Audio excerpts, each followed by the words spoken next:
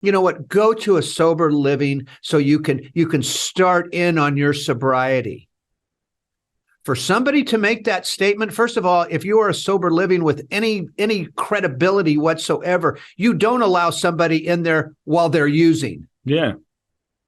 Because it affects everybody else in that house that's not using. I'm Flindt Andersen, founder of PAIN, Parents and Addicts in Need. I've been in recovery since 2001, and there isn't much I don't know about recovery. And my mission is to constantly tell the truth about addiction, to make the realities of addiction, recovery, and drug culture known, and to drive awareness and advocate change that ultimately saves lives. And I'm Jason LaChance, a certified recovery coach with a passion for speaking with others and sharing their knowledge to help others seek recovery and maintain long-term sobriety. And this is the Don't Hide the Scars podcast, presented by PAIN, Parents and Addicts in Need. I just really want to pick your brain about advocacy, what we're seeing a lot of, as well as aftercare. You know, I had a situation with my mom having to have her hip replaced and you know, being able to be at a facility, get physical therapy, someone working with her. And it really, for me, it clicked even more how you're always, you know, you're talking about the importance of aftercare. And I really thought about it. If my mom got sent home, she would have sent home and she probably would have ended up just withering away, not being able to walk, take care of herself, everything else. Yeah.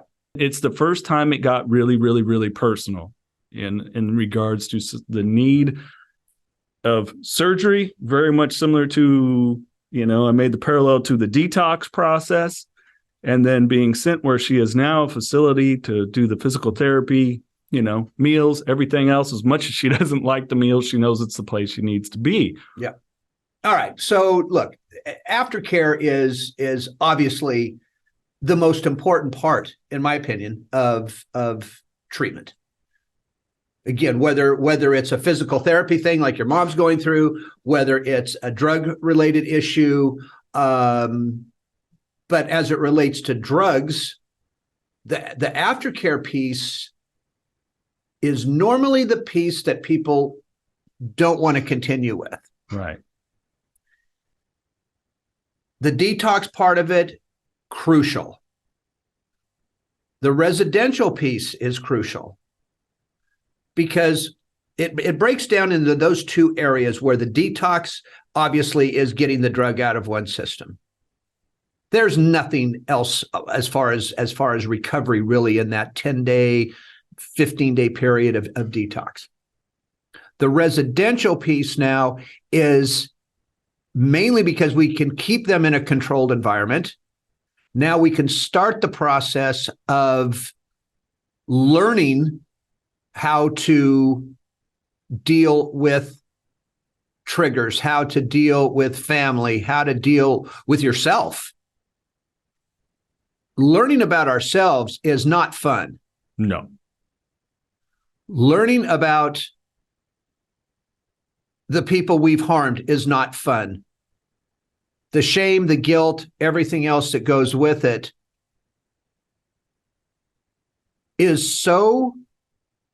can be so detrimental to us.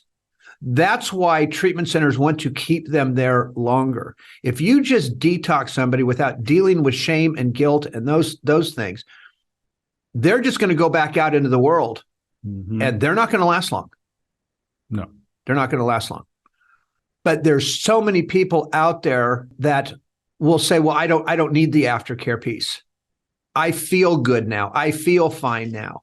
Well, the fact of the matter is you might feel okay, but you have no clue what's coming around the corner. Well, and I think just on a chemical level, obviously, you know, our body always wants homeostasis. It naturally always wants a level of balance. So when you are in a place that is controlled, the detox process has happened.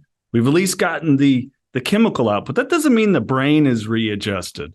Thus, your emotional state, your emotional maturity, that's controlling thoughts, feelings, and actions, they're not there.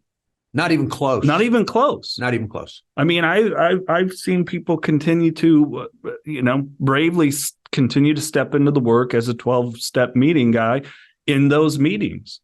it is like a continual. I still have moments. I'm coming up on 3 years. You still have I them. got moments all the time, and I'm 23 years in. Right. I mean, look, this is a never-ending process. It's a never-ending process. And the guy we talked to last week, Mm-hmm. was it Tim or Ted? Ted right? Perkins. Right. Yeah, Ted Perkins. You know, he was talking about, I don't know if this makes any sense, but he was talking about all those different pieces of life that are coming at us every single day. Mm-hmm. All the information that's coming towards us. We're being hit with everything, whether it's the news, TikTok, social media in general. You know, we have all these options to deal with every single day and choices to make. And when that brain isn't kind of settled in and ready to even make some of those choices, how do you think those choices are going to wind up? Yeah. I mean, more than likely, you know, we're going to make some poor choices still. Again, until that brain is healed enough to where we can sit back and go, oh, well, wait a minute. Maybe that choice isn't a good one to make right now. Yeah. Action and consequence of empowering versus disempowering decisions hasn't even, there's nothing that's taken hold, let alone it's a practice. You know, you're going to have these moments and we're human. We're going to have screw ups. We're going to make mistakes. It's then the process after how to make your amends, apologies for people that, you know, I've had people like, what the hell is an amend? I'm like, well, it's what us people in sobriety and recovery make, as opposed to just an apology. Sure. But we also, you know, I think there's a lot of people in recovery that use that as an excuse. I really do. Because we're used to making excuses. Sure. We're always, I mean, when we're in active addiction, that's all we do. Yeah. Is make excuses. And so again, how do you go from making excuses and living that lifestyle, and all of a sudden what at day 20 that changes? Yeah. No, sorry, it doesn't work that way. Yeah, that comes a lot of the false thinking too of the family dynamic that really has to shift. That sometimes, and you've seen it far more than I, of people just not really on board, because everybody plays a role in the relationships within a family. Everybody has a role, and that's the hard part. We take the addict, we plug them back into the family. Is everybody's role has to change. It has to change, and especially, I'm not going to say especially, but when here we go, when the family thinks that they can fix this. First of all, that they can fix it, which they can't. Right. But every family thinks they can. That's why it's so important for families to get help during this, and for families to know the truth about this. And it takes the family basically going back to school, so to speak, and take classes and get into some of these groups so they know how to do this the right way. The families can do as much damage or more damage by not doing things the right way. Right. And there are a lot of people out there claiming and stating that, you know, if we just love them through this, if we just love the addict through this. And I think it gets down to, how do we define love? Yeah. Right? Yeah. No, very valid point. How do we define what that love is? If one thinks that they're just going to continue to hug and to kiss and to enable and to, you know, almost making excuses, but that's okay. We're just going to love you through this with the butterfly and rainbow routine. Sure. I'm sorry. It does not work that way. Yeah. So define what love is. New Perceptions North, the premier drug and alcohol treatment and recovery center in Central California. A full continuum of medically supervised, top-quality care with programs for detox, inpatient residential treatment with dual diagnosis, intensive outpatient treatment, sober living, support groups, and more. With 50-plus years of combined experience and sobriety, Flindt, Andersen, and Thelma Gatlin Wilson provide adult men and women with the highest caliber of professional health care, treating each client with compassion and respect, and a safe, comfortable environment to begin the process of recovery. To proudly create and sustain a life without addiction, call 559-978-1507 or visit newperceptionsnorth.com. I think, too, it might be a situation of maybe it's an individual that the normal paradigm of the family is that what you're talking about, the very doting type of approach, and they got to go a little bit more of a hard-ass approach, to really change and realize, ooh, maybe some of my issues are the way I create boundaries. And then on the other side of that, there might be the hard-assed individual that, maybe the tough mom, dad, whatever it is, puts all these expectations, pressure on the kid. I might have to learn to shift and just go, look, I love you. I'm proud of you. We're going to get through this together. They might have to shift the approach too. It's not all just, you got to go from a softie to a hard ass. Sometimes you got to go from a hard ass to a little bit of an embrace. It's individual based that people, Yeah. I have no problem with that. It's what you do with it. Right. It's what you do with it. Look, because I think a lot of people out there assume that when I'm talking about you have to be a hard ass, that it's, hey, Jason, you're not going to do this, all right, because I'm not putting up with this shit any longer. Right. No. What it is me, the parent, saying, hey, Jason, you know what? That hasn't worked in the past. So guess what? We're going to make a few changes around here, and you're going to need to learn to accept what those changes are. Or, I'm sorry, I love you, but you're not going to be able to stay here. Yeah. That's what I'm talking about. I'm not talking about the hammer coming down and effing your son, your daughter, your loved one, whoever it is. No, I'm talking about that love that is. It's just, to me, it's just a love that is going to work for everybody. Right. But I can guarantee this: if you don't do that, just talk to the families that have tried this. The families that I have worked with over the years, and there have literally been thousands of families that I've worked with over the years.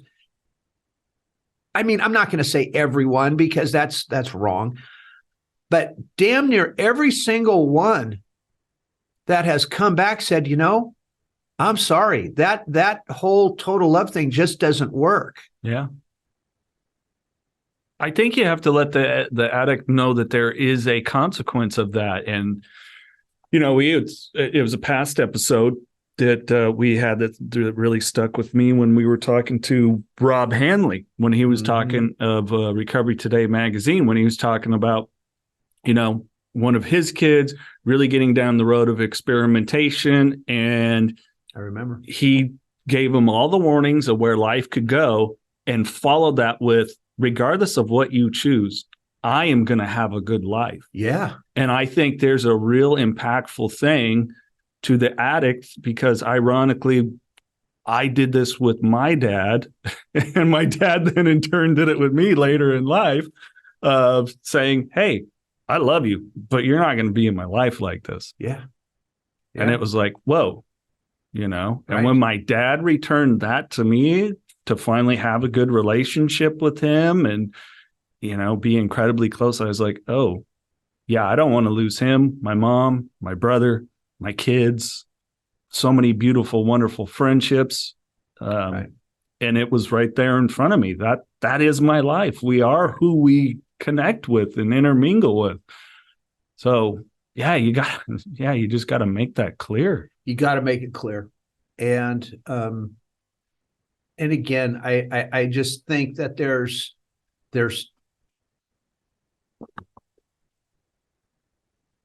a lot of people out there that, and I'm talking about parents now, that they feel so guilty and even ashamed of their child that has turned to substances, that they didn't know what to do during that entire time period. And they're just grasping at anything to make it okay. Yeah. And those parents better figure out damn fast. Look, it's so difficult to sit here and say there's only one way to do this. Yeah. Okay. And it is. It's difficult for me to even say that. You know what? Not much has changed in the whole process of addiction and recovery. And I think the more that we have people out there that are just kind of, whether they're promoting this softer way, this softer side, I just think they're doing a disservice to themselves, to the addict, to the rest of the family. I mean, yesterday I'm sitting here and Pam's talking to somebody on the phone. And you should have heard this person. It was a sibling that had called in. All right. She's looking for some help, for some support for her and her parents. And she was talking about just what we're talking about. The parents are doing this whole soft, enabling, side to it, that this young woman feels so left out of the family. Sure. Feels so left out. I mean, Pam's got her on speaker and I'm listening to it. And it's like, and Pam did a wonderful job of explaining this to this young lady. But this young lady's ready to walk away from the family. Not that she doesn't love them, the brother, or love the parents, or anything else. But she's had it. Yeah. She's had it. Jason, it's a tough one. Okay. It is a tough one. But when I look back at where we are with addiction today, the number of people that we have that are just flat ass addicted, whatever the reason is. Right now, I don't even care about the reason. Medical, they wanted to do it. They wanted to get high. They wanted to be whatever the case may be. We're not seeing numbers drop. No. We're not, and we haven't seen numbers drop forever. So what does that tell us? That tells us we're not doing something right. Yeah. I'm sorry, numbers don't lie. Recovery rates today, they don't lie. So for somebody to keep promoting something that's not working, why?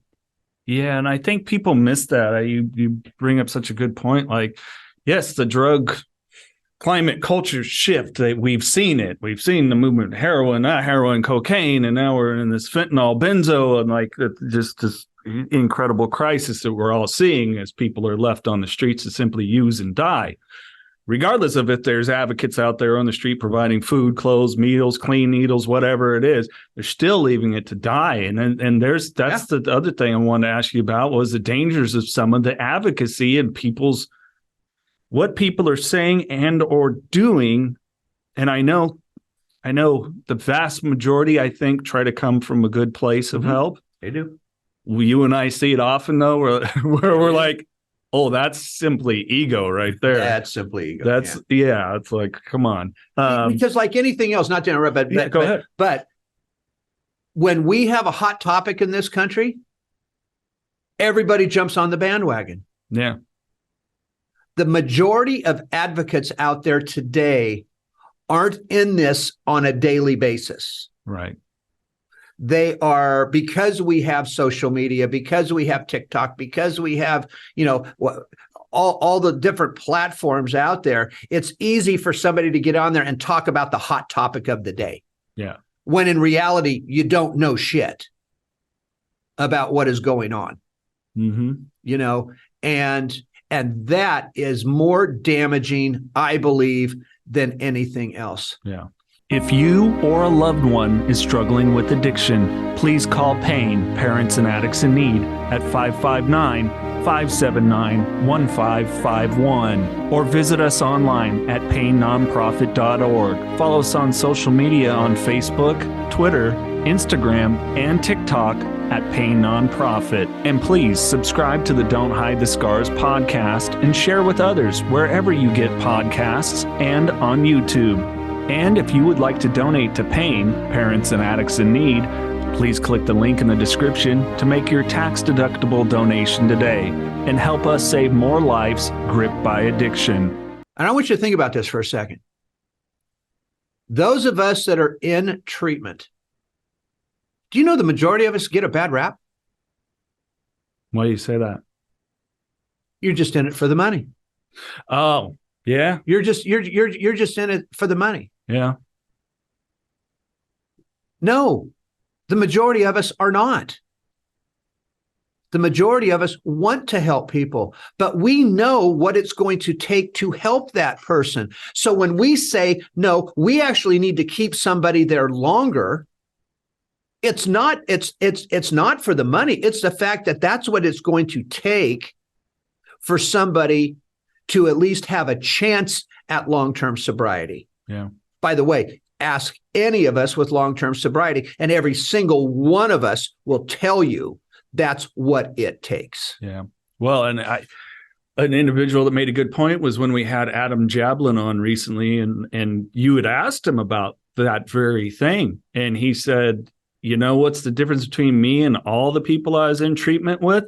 I wanted it. And if you read his book, like, he digs in right away. Granted, that's why he calls it Lotsaholic, you know what I'm saying? Right. But he also pointed out, and there was quite a few of them that were very famous celebrities that had all the money that he went to treatment. His graduating class, they're all dead. Some died of natural causes. Right. The majority from going back out. Correct. And if we can't get a situation where you're clearing enough space to give person time to want it, guess what? Wanting it is uncomfortable. Extremely uncomfortable. Yeah. There is nothing comfortable about recovery at all. And when so when parents or advocates say, you know, let's let the addict choose where they're going to want to go because, you know, they need to be comfortable in this. No, they don't need to be comfortable in. Plus, they're not going to be anyway. Yeah. How comfortable were you on your last stint when you hit the Ready Forward click? Comfortable? Let me tell you something. That was the most uncomfortable thing I think I have ever been through. But there was that side of me that wanted it. Right. And I knew I was going to die if I didn't at least attempt it. You know, and not everybody is going to die when they go to treatment or in that position because they've used so long that, you know, everything's going to go south in 6 months.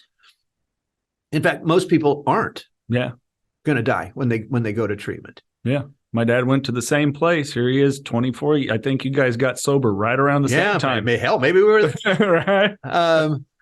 Yeah. You know, so you know, again, the advocates that are out there, stay in your lane. Sure. Stay in your lane. If you're doing something else and you know another topic, God, go with that one. Yeah. Okay. But I mean, it would be like me, okay,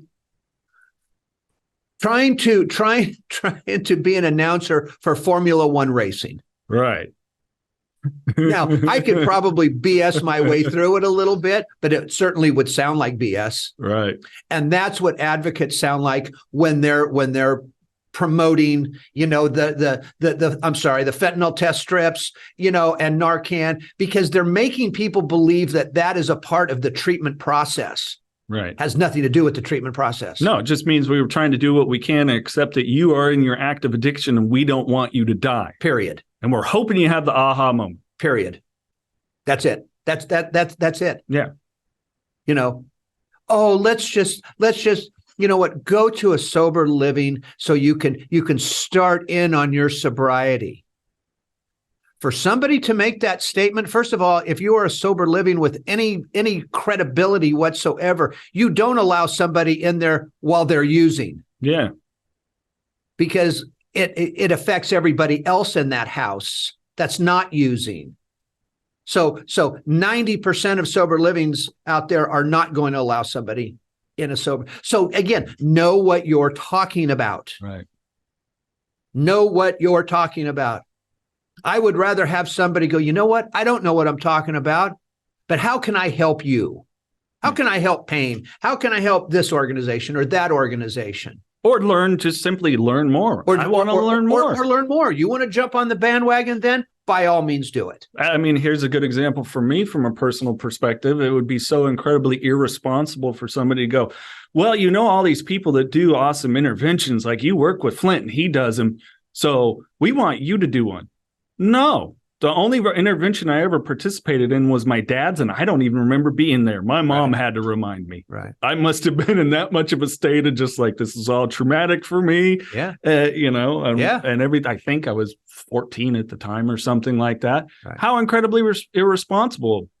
But I can go, you know, hey, Flindt, I would love if the family would accept it and you, when you have your next intervention, to be there. I would like to sit under your tutelage and learn. You know, and it's okay to say that. It's okay to say, like, I've had people ask me certain things like fentanyl test strips. I said, I've never even opened a package, let alone seen one. Right. I've done Narcan training. Sure. I know how it works. Have I personally administered on someone? Thank goodness I haven't had to. Right. But I'll be ready to go if I do. Right. I said, I'm also CPR certified. I've never had to do that either. Right. But if I'm called upon to do so, I can't. Absolutely. But these other areas, they're not my lane. Exactly. And, you know, what also bothers me about advocates is, you know, they're talking about, yes, you need the fentanyl test strip, you need the Narcan because we don't want you to die. Right. Well, Mr. Advocate over here, why aren't you telling somebody after first of all, you better tell them they can't administer it themselves. Right. Because it's almost like they're talking to the addict going, you need a fentanyl test strip and you need Narcan. Well, do you think you ought to tell them that you're not able to administer Narcan by yourself because you're now in an overdose? I think people tend to forget that one too. Yeah. Okay. Because people don't know about this. The other piece to that is, what are you telling them to do afterwards? You just need the fentanyl test strips and you need the Narcan. Hey, good luck to you. Yeah. No. Are you explaining to them what's going to happen to them after that? You giving them any place else to go? And by the way, not to a foundation, to a treatment facility. Yeah. By the way, have you checked the treatment facilities? Have you checked to see if that treatment facility detoxes with medications or not? Or are you just picking a name out of the air because you talk to somebody and you think they're nice people? Well, yeah. I mean, here, for example, I mean, if you know a bunch of reputable locations around this country that if it really was called upon, that somebody calls, yeah, we can get you in somewhere. You bet. Is this place reputable? Is that not? You bet. You know, those relationships have been developed over the, 15 years. 15 years now? Absolutely.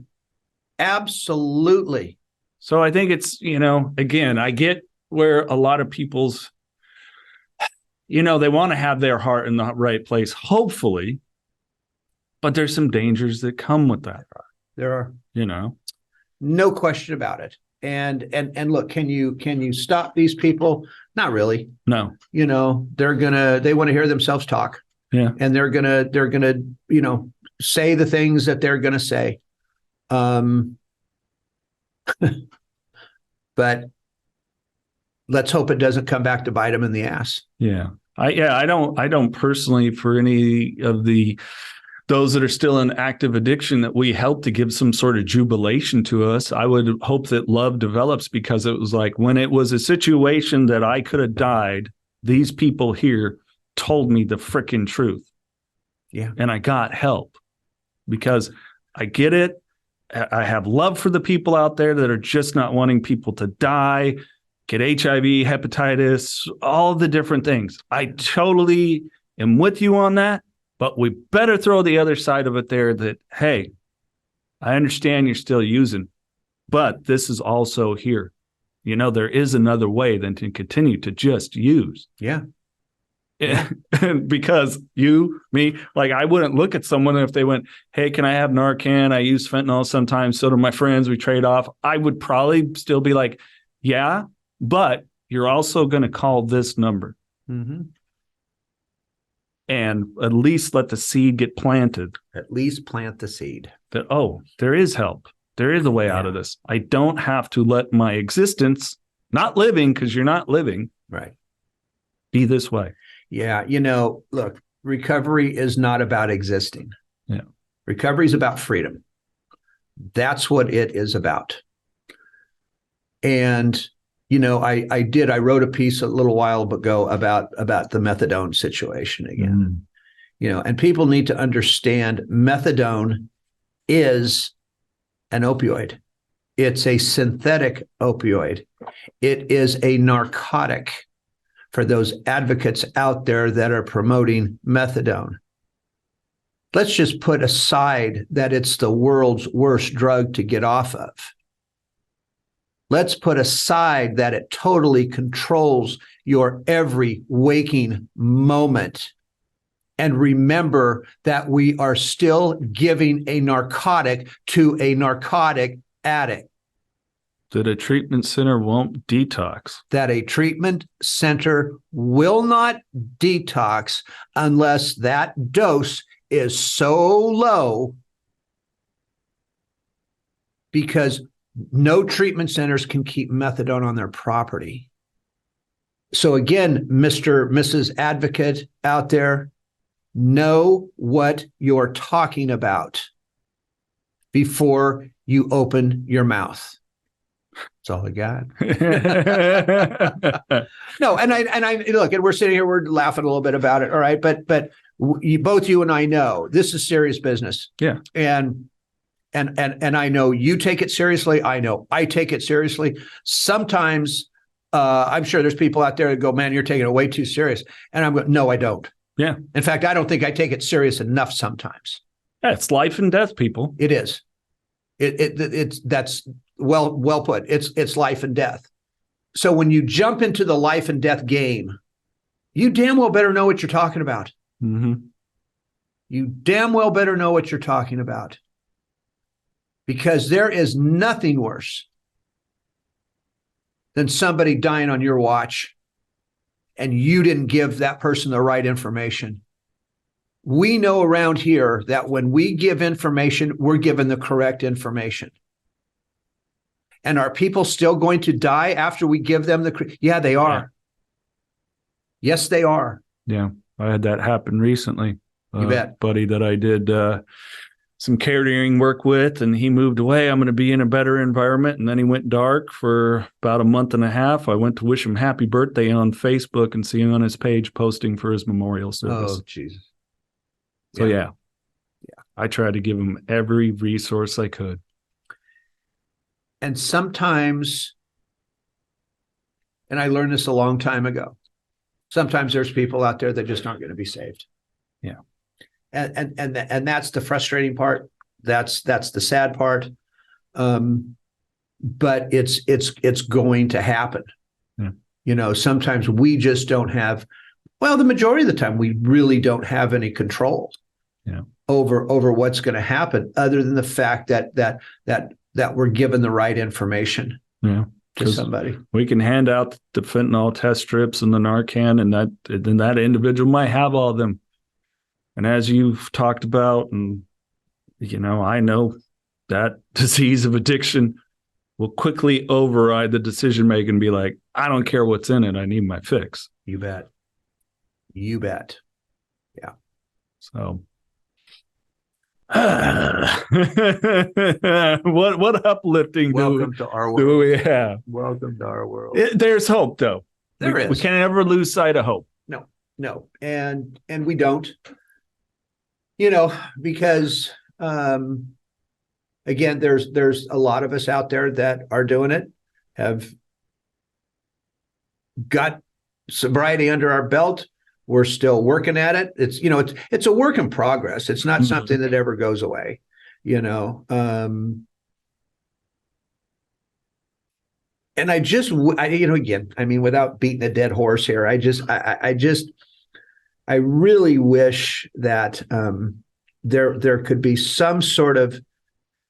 I'm going to change it up a little bit here because I'm just not seeing the changes that need to be made in our system. I'm just not seeing it.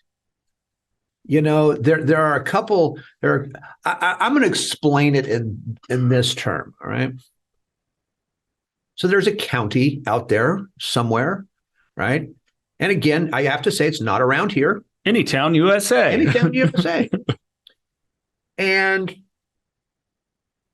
there is, and in one, and this is actually down in Southern California.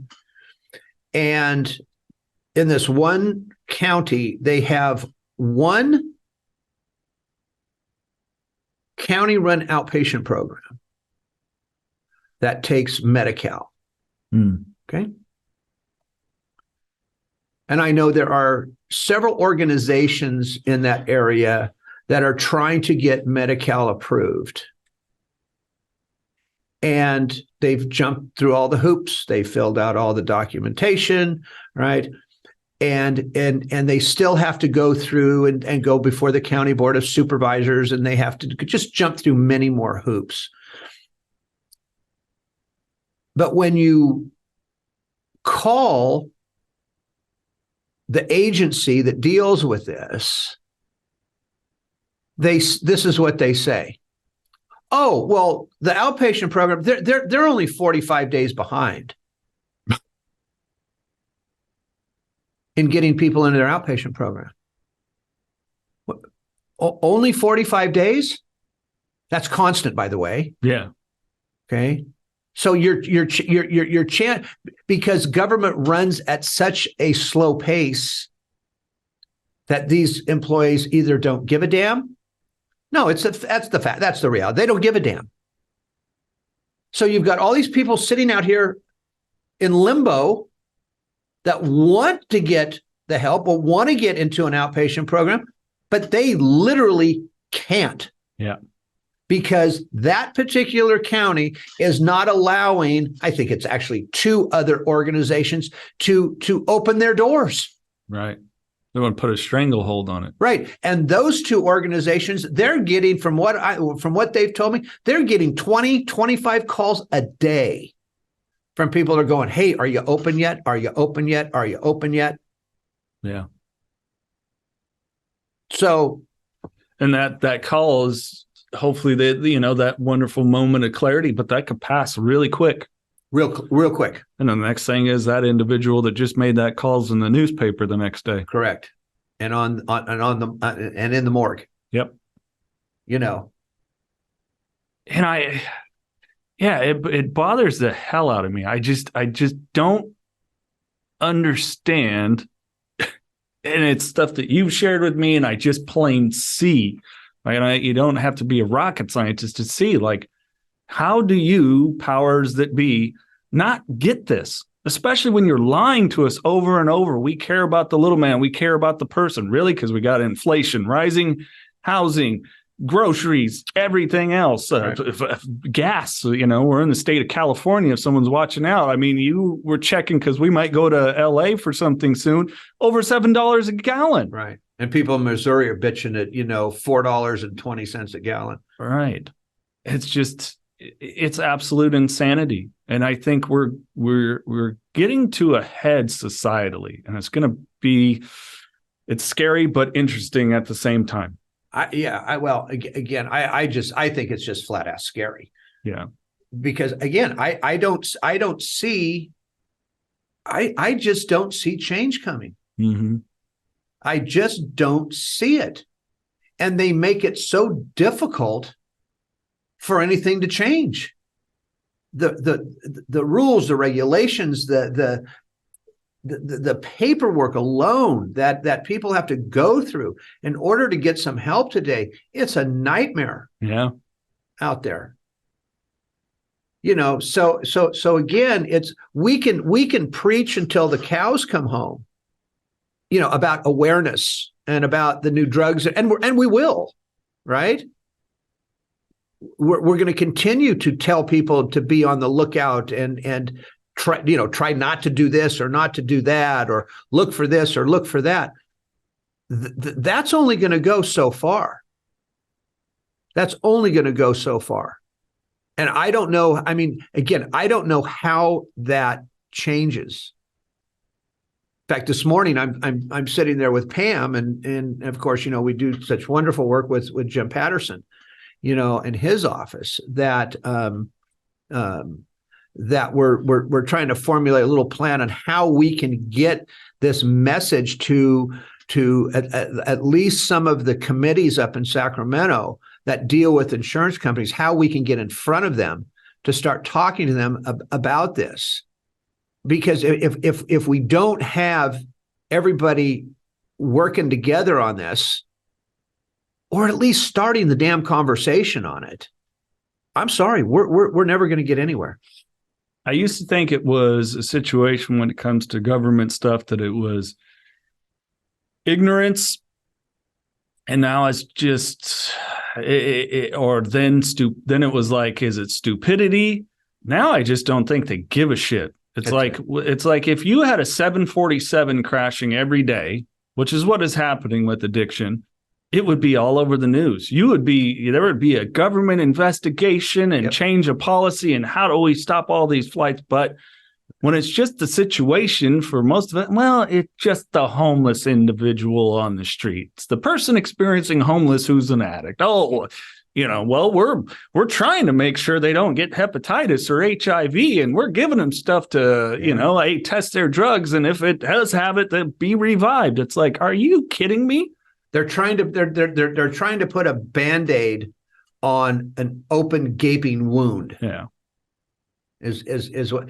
And this has a little something to do with it. I'm watching a piece this morning that Biden's press secretary is standing up there, and she's talking about how he has and this administration has done such a wonderful job in curbing the amount of illegals that are coming across the border. And on the other screen, it is showing approximately 2,500 illegals bum rushing the border last night at 3 a.m. to get into the United States. It's the same thing, right? With addiction, it's the same thing. And again, we're just not. God dang it, we're just not doing this right. Yeah, we're just not doing this right.